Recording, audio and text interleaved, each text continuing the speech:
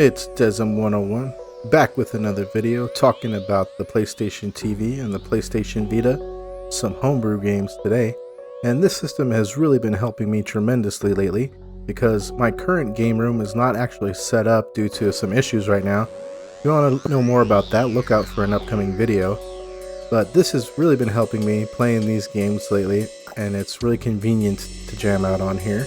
And what we're going to be doing is looking at a showcase of the recent homebrew games that have come out for the system and which ones I really like right now. So let's go ahead and check those out.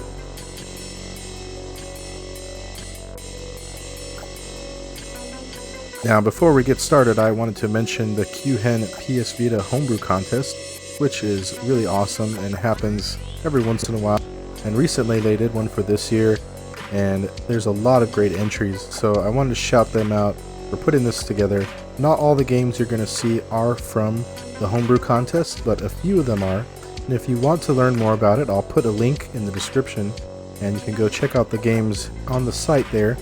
And I actually got a bunch of these from the homebrew browser, which if you've watched my previous PSTV videos, you know that I like to use the homebrew browser to download content.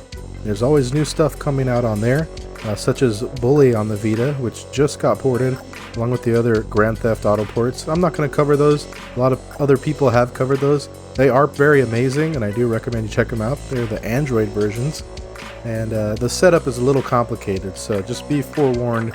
If you want to try those out, you have to get the Android version and move some files around. I'm sure you're probably used to it by now. Anyway, let's go ahead and check out some homebrew games. First game we're going to look at today is Roly Poly, which is like a Marble Madness game that takes place behind the ball, kind of like Monkey Ball, and it controls pretty well. It still feels like it's in an early phase, but it is a fun game. It's real trippy. The maps are put together very creatively, and it's easy to get stuck trying to figure out where to go. I did have a lot of fun playing this game.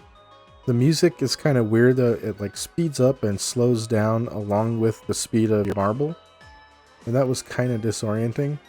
And some of the surfaces will bounce you around, so you kind of have to be careful about what surface you touch, or it'll throw you off. Now here's one that I was really interested to hear about. It's Mario Kart Vita, and I found out about this game from watching a Gamehead Ness video. Shout out to him. I'll put a link to his channel in the description. But this was put out earlier this year, and it's a very vanilla Mario Kart game where it seems to have very nice resources and very nice tracks set up for us to play. It's only got 2 circuits, but the game plays very well, very smooth. It's missing a lot of content as far as like animations for the characters and some of the other details like that. Like when they win, faces are just staying still. But it's very playable, it works well. You can even use sliding, which I thought was pretty cool. They implemented a lot of the features, but there are bugs in there. So if you do try it out, you have to find it. It's not anywhere easy to find, of course, because we all know how Nintendo is. But there are still some places that you can pick it up if you search well enough. Definitely a cool game to check out.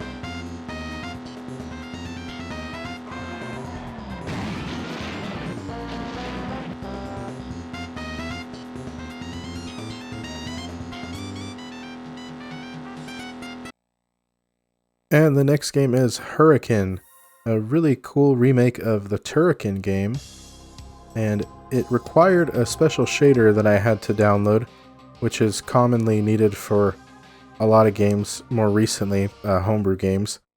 But this is really quite impressive. All of the assets look like they're pretty well made, like they were done kind of like pre-rendered graphics. But it still plays very much like a normal Turrican game with a few extra features, such as aiming diagonally. But if you like the Turrican games, you'll pretty much feel right at home with this. And this is one of the games I probably spent the most time with, simply because it was so addictive and I had a hard time putting it down. The maps feel original, and it's not exactly like a Turrican game, but it's very close. Certainly a highlight of the games that I had played recently.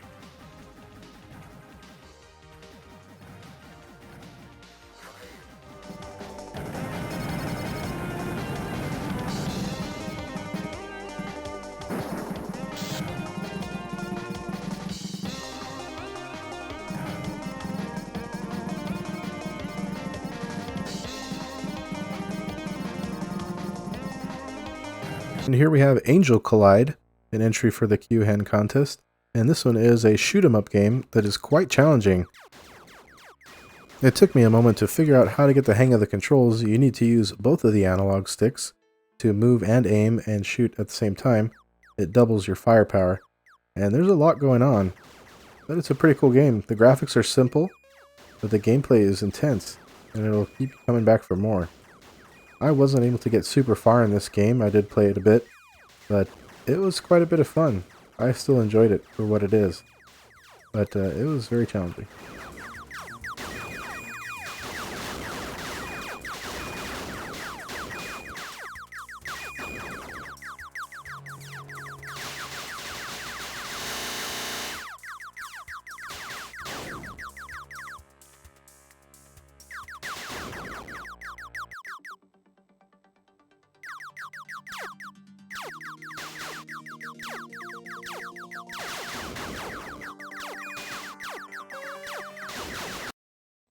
Next we have another shoot-'em-up game from Lappy Games. You might remember them from last time. They had that River Raid remake that was fairly decent, and I think this one's a better effort here. It has a unique concept that I haven't really seen before. I've seen similar stuff, but basically what it is, it's a twin-stick shooter where you have to utilize two different ships instead of one single ship firing in the directions. And it really makes your brain separation work between right and left hand, because each ship can only cover a certain part of the screen, and they each have their own life bar, and the enemies can cross to either side of the screen, however, each of your ships can't. So there can be a lot going on, or what feels like a lot going on, and it gets you really going. It's a pretty fun game. I do recommend you try this one out. It's quite challenging, and I think the graphics are good.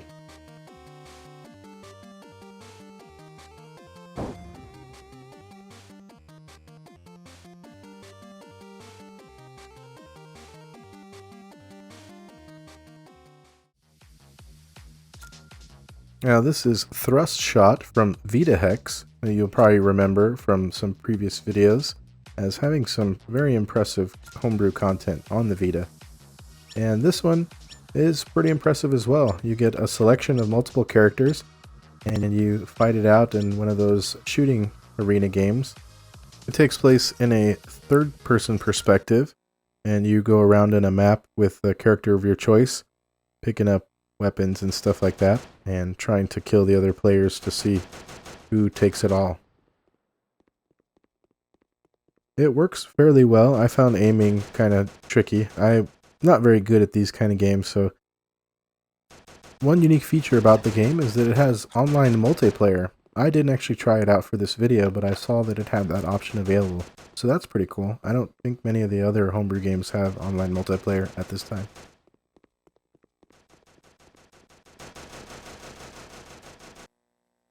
Alright, let's wrap up by talking about emulation. And by far, the emulation that I was the most excited about was the Pico 8 emulator, called Fake 08. And if you don't know what Pico 8 is, it's essentially a virtual console that runs 8-bit games with a lot of really cool features and tricks, graphical tricks that you can use. And so there's a ton of games, homebrew games, that are available for it. And with this emulator, you can go to the Pico 8 Kart library and test out whatever games you want to try. And these games, for me, work out excellent on the PlayStation Vita and the PlayStation TV. They're just very small games. They're little bite-sized experiences, and a lot of them are ports and demakes of other more complex games. So, like, for example, this is Breakout or Arkanoid kind of clone, but you can tell it has a lot of nice graphical features. And the files are extremely small, or the cartridges. And so what they do is they actually store the game file on a PNG, an image file. And then you download the image file onto your library and run the game from there. Now this emulator is still in alpha, so it's an early build, and it doesn't have a ton of features. So it's kind of cumbersome right now, but I'm sure as they continue working on it, we'll see later versions of it. And I've seen some Reddit forums discussing more about like bugs and things like that and improvements that they're looking for. So it's kind of tricky to get it going. You just have to download the VPK and then go find those actual cartridge files. On one of the Reddit forums, somebody left a folder with 90 games in it or so. And that's what I did here, is I downloaded that folder and then am just running a few of these games from that list of games. But you can tell these are pretty fun games. This one's like a Metroidvania where you go and you get special abilities that'll unlock other parts of the map and get you further in the game, but in kind of like a nice little bite-sized format. These games have a lot of charm. And you can change the screen size and even stretch it and things like that. This game looks like another Hurrican clone. It's called X0, and it's a pretty cool little game. And here's a great example of a demake like I was talking about earlier. It's Wolfenstein 3D, and it plays pretty good. It's like a bite-sized little miniature version of the game. It's pretty astounding how they get some of these games to run. But it's really cool. I'm really into this stuff right now. It's kind of like homebrewception. It's like a homebrew within a homebrew. One of the most exciting emulators out there right now because of this kind of innovation that's happening. Now, not all the games work on it. If you have a Kart that doesn't work, or like they have a version of Doom on Pico 8, but it's not compatible at this time. So like I said earlier, hopefully they'll be releasing some updates until they get the final version, and it'll have more of that compatibility. But the library of games is really cool. You just kind of have to figure out where to get those cartridges from, you know, the image PNG files, and try them out and test them and see how they work. But for me, this is a lot of fun. And what do you guys think? What are some of your favorite homebrew games? There's still a ton more coming out. Even when I was working on this video, there was more homebrew games coming out that I wasn't able to try out and test in time. So that's going to wrap it up for today, guys. Shout out to the developers and everybody working on this and supporting the scene for the PlayStation Vita Homebrew. It's a really awesome scene right now.